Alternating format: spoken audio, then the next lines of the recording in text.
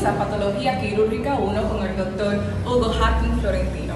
Somos el grupo número 6 y les estaremos hablando acerca de las lesiones abdominales. Mi nombre es Ángela Medina y yo les estaré hablando acerca de las lesiones en el hígado y la vesícula biliar. Dentro de las lesiones que podemos mencionar están las hemorragias. El control inicial se logra con taponamiento perihepático y compresión manual. El taponamiento perihepático consiste en elevar el borde costal derecho y colocar compresas quirúrgicas alrededor y encima de la lesión. Si es necesario, se pueden utilizar de 10 a 15 compresas quirúrgicas en caso de que la lesión en el lóbulo derecho sea extensa. De no ser en el lóbulo derecho y sea en el lóbulo izquierdo, no es tan eficaz el taponamiento perihepático, por lo que se recomienda un procedimiento quirúrgico. Si la hemorragia es persistente, se sospecha de lesiones en la arteria hepática, en la vena porta y en la vena cava retrohepática. Para confirmar su origen, se usa la maniobra de Pirigle. Lesiones del hilio hepático. Estas hay que resolverlas inmediatamente. Se liga el tronco celíaco a nivel de la arteria hepática común o se liga de manera selectiva la arteria hepática derecha o izquierda y en caso de urgencia la vena porta. Si las avulsiones de las estructuras portales se ubican en la base del hígado, el control de la hemorragia se hace con el taponamiento directo o el uso de un catéter Fogarty. Si las avulsiones se localizan de manera proximal con el borde del cuerpo pancreático, se realiza un corte transversal del páncreas. En caso de existir una hemorragia venosa masiva y la maniobra de Pirigle no funciona, se realiza un taponamiento con compresas y si el paciente se vigila en el área de SICU con vigilancia hemodinámica frecuente, vigilancia del hematócrito y exploración del paciente. Las laceraciones menores se controlan con compresión manual o con la utilización de electrocauterio o coagulador de algodón, entre otros. Cuando hablamos de laceraciones profundas, lo que se utiliza se sutura. En caso de que la vesícula biliar sufra laceraciones menores en el tejido adyacente, se utiliza una sonda T en una herida quirúrgica. Muy buenas, mi nombre es Brian Joseph, pertenezco al grupo 6 de la clase de Patología Quirúrgica impartida por el Dr. Hugo Hatton Florentino. En esta ocasión yo les voy a hablar sobre lo que es el vaso. Hasta el decenio del 1970, la esplenectomía se consideraba obligatoria para todo tipo de lesiones esplénicas. La identificación de la función inmunitaria del vaso modificó la conservación quirúrgica de este órgano hasta el decenio de 1980. La identificación de travasación del medio de contraste es un factor de riesgo para el tratamiento no quirúrgico que ha dado el uso libre de angioembolización. La verdadera utilidad de la angioembolización en la conservación de este órgano no se ha observado de una manera rigurosa. No obstante, es clara que de un 20 a un 30% de los pacientes son elegibles para una esplenectomía temprana y el fracaso del tratamiento de estos pacientes se debe a una mala elección de estos pacientes. A diferencia de las lesiones hepáticas que suelen manifestar su cuadro clínico en 24 a 48 horas, una ruptura de vaso puede presentarse hasta después de semanas de la lesión de esta. Las indicaciones para la parotomía pueden incluir medio de hemotransfusión en las primeras 12 horas e inestabilidad hemodinámica. Las lesiones esplénicas se tratan por medio quirúrgicos con esplenectomía, ya sea parcial o reparación esplénica. La esplenectomía parcial puede utilizarse en lesiones en los polos superior e inferior. La hemorragia la podemos controlar en los bordes esplénicos, la podemos controlar con puntos colchoneros horizontales y compresión suave en el parénquima esplénico. Poco después de la esplenectomía se observa un incremento inmediato en el recuento de leucocitos y plaquetas por encima de los 15.000 milímetros cúbicos y una razón de menor de 20, lo que indica un shock séptico y una infección subyacente. Las complicaciones de la esplenectomía la podemos encontrar una que es muy común, que es el drenaje percutáneo, y las causas de morbilidad incluyen la lesión iatrogénica comúnmente no identificada en la cola del páncreas durante la esplenectomía, lo que da origen a una citis o una fístula percutánea. Muchas gracias. Buenas, mi nombre es Edwin Brito. Yo le estaré hablando del estómago y el intestino delgado. Ya que existe poca controversia con respecto a la reparación del estómago y el intestino delgados, las heridas gástricas deben representarse con material de sutura, con un punto continuo o cerrarse con recesión anastomosis. Con esto me refiero a la sutura de grapado. Si se elige un cierre con un plano, los puntos deben abarcar todo el espesor para asegurar la hemostasia, ya que la pared gástrica está muy bien vascularizada. Las lesiones gástricas pasadas por alto con mayor frecuencia son las de la cara posterior del estómago, con heridas penetrantes de lado a lado, del estómago. Con esto me refiero a lesiones de balas con objetos punzantes como armas blancas, etc. Luego de lesión del tubo digestivo hay hilio postoperatorio en forma invariable. El establecimiento de la función intestinal se acompaña de disminución del gasto a través de las sondas gastrotomía o nasogástricas, ya que muchos estudios han confirmado la importancia del inicio temprano de la nutrición entericia total en individuos que sufrieron traumatismo.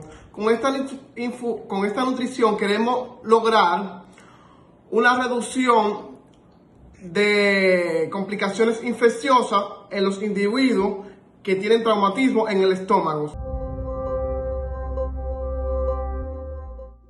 Hola, mi nombre es Denise François Alexander y hablaremos de las lesiones de colon y recto. Se utilizan tres métodos. La primera, reparación principal, la reparación con colostomía y la reparación previa a ileostomía. La reparación primaria, esta se realiza con suturas laterales o resección del área dañada, con la reparación de ilioanastomosis o colon-colon anastomosis. Las ventajas se deben de tomar en cuenta para que no se produzca una desiniciación, que sería una separación o una apertura de la sutura luego de una intervención quirúrgica. La colostomía es el procedimiento más eficaz realizado en pacientes que presentan heridas punzantes. Muchos estudios afirman de que esta es el método más utilizado en estos tipos de cirugías. El recto y el colon tienen estructuras similares debido a su irrigación o a su contenido luminal. A veces el abordaje de este se ve impedido debido a la pelvis, y en este caso se va a producir o se va a realizar lo que es una ilioncolostomía o colon-colon anastomía, que esta va a facilitar lo que es el reflujo total de las heces fecales. Si la lesión se encuentra intraperitoneal en la parte posterior, entonces se hace una incisión a nivel de la lesión en el recto, que da como resultado una anastomosis con el estoma y produciendo una colostomía terminal. Las lesiones relacionadas con este tipo de procedimiento incluyen infección intraabdominal, fístulas fecales, y en el 10% de estos pacientes son tratados con drenaje percutáneo. Mi nombre es Humberto Duliepe y les estaré hablando acerca de la vasculatura abdominal. Dividiré los traumas en traumatismos penetrantes y traumatismos cerrados. En la aorta abdominal, los traumas penetrantes de esta con frecuencia, si sobreviven para llegar a la sala de operaciones, tienen un hematoma contenido en el retroperitoneo. Las perforaciones laterales pequeñas pueden controlarse con material de sutura, pero la anastomosis término-terminal con interpretación de injerto de PTFE es la reparación más común. Por lo contrario, los traumatismos cerrados de la aorta abdominal suelen producir o provocar lo que son desgarros de la íntima en la aorta infrarrenal. Para evitar así formaciones futuras de fístulas aortoentéricas, deben cubrirse con epiplón. Traumatismos penetrantes de la arteria mesentérica superior suelen encontrarse en exploraciones de heridas por arma de fuego, necrosis intestinal y hematoma supramesocólico con datos patognómicos. Traumatismos cerrados de la arteria mesentérica superior, como las avulsiones, son poco comunes, pero deben sospecharse en pacientes con signo de cinturón de seguridad, con dolor epigástrico espontáneo a la palpación e hipotensión concurrente. Para lesiones de la arteria mesentérica superior, el control de daños temporales con derivación del Pruitt Inara evita la necrosis intestinal extensa y contaminación visceral. Para la reparación definitiva puede realizarse la interposición de un injerto invertido de la vena safena. Y por último, las lesiones cerradas o heridas penetrantes a través de la pelvis con fracturas pélvicas concomitantes son más comunes en personas con alteraciones de las arterias ilíacas. En estas se puede utilizar la derivación del Pruitt Inara para la derivación de los vasos y controlar así los daños. Es obligatorio la vigilancia cuidadosa en busca de sucesos embólicos distales, y para las lesiones por reperfusión es necesaria en ocasiones la fasciotomía. En términos generales, los resultados después de lesiones vasculares se relacionan con A. Éxito técnico de la reconstrucción vascular y B.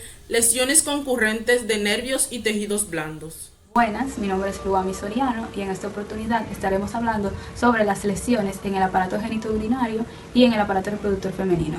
En el aparato genitourinario, cuando se lleva a cabo una laparotomía por traumatismo, la mejor estrategia es explorar todas las heridas penetrantes a los riñones. Las lesiones del parénquima renal se tratan con técnicas de hemostasia y reconstructivas. Métodos tópicos como por ejemplo el electrocauterio, coagulación con haz de argón, pegamento de fibrina y otros adhesivos quirúrgicos. Y también con la reparación con material de sutura con mecanismos de soporte. El sistema colector debe cerrarse por separado y la cápsula renal debe cerrarse de manera independiente sobre lo que es la reparación del sistema colector. Las lesiones vasculares renales son comunes después de traumatismos penetrantes y puede ser difícil su taponamiento, lo que causa hemorragia tardía. Las arterias y venas renales son sensibles a lo que es la tracción causada por los traumatismos cerrados. La reconstrucción después de este tipo de traumatismo puede ser difícil porque las lesiones por lo común se encuentran a nivel de la aorta. Con estos pacientes debemos intentar la reconstrucción arterial con injertos de interposición para la preservación renal. Para lesiones parenquimatosas destructivas o lesiones renovasculares que no son susceptibles de reparación, la nefrectomía podría ser la única opción, teniendo en cuenta que debe palparse el riñón contralateral sano porque hay agenesia renal unilateral en 0.1% de todos los pacientes. Más del 90% de las lesiones renales por traumatismos cerrados se tratan por medios no quirúrgicos. La hematuria, por lo común, cede en forma espontánea en unos cuantos días con reposo en cama, aunque rara vez la hemorragia es tan persistente que está indicada la irrigación vesical para dispersar los coágulos sanguíneos. La hematuria macroscópica persistente podría ser indicación para embolización, en tanto que los urinomas pueden drenarse por vía percutánea. Por lo común, el hematoma grande causa hipotensión, que suele ser indicación para intervención quirúrgica. Durante la laparotomía por contusión abdominal deben explorarse los hematomas perirrenales con expansión o pulsables. Si es necesario, puede lograrse el control vascular de urgencia al colocar una pinza vascular curva sobre el ilio desde el absceso inferior. Las lesiones de los uréteres pueden ocurrir en pacientes que presenten unas fracturas pélvicas y en traumatismos penetrantes. Una lesión podría no identificarse hasta que se haga aparente una complicación, como por ejemplo un urinoma. Si se sospecha lesión durante la exploración quirúrgica, pero no se identifica con claridad, se puede administrar azul de metileno por vía intravenosa y se busca extravasación. Las lesiones distales del uréter pueden tratarse con reimplantación facilitada, pero con un refuerzo del psoas o con un colgajo de Boari o con ambos. En situaciones de control de daños, el uréter se liga en ambos extremos de la lesión y se coloca una sonda de nefrostomía. Las lesiones vesicales se subdividen en aquellas con extravasación peritoneal y aquellas con extravasación extraperitoneal. Las intraperitoneales de la vejiga se cierran por medios quirúrgicos con un punto continuo en un solo plano, mientras que las perforaciones extraperitoneales se tratan de forma conservadora con descompresión vesical por 2 semanas. Las lesiones de la uretra se tratan con la colocación de un catéter de Foley a través del defecto, con o sin reparación directa con sutura. En el aparato reproductor femenino, las lesiones ginecológicas son poco comunes y se utilizan técnicas habituales de hemostasia. En ocasiones, la pared vaginal sufre lesión por fragmentos óseos o por fractura pélvica. No es obligatoria la reparación, pero debe realizarse si es factible. Sin embargo, es de mayor importancia la identificación de las fracturas expuestas, la necesidad de posible drenaje y la posibilidad de infección pélvica.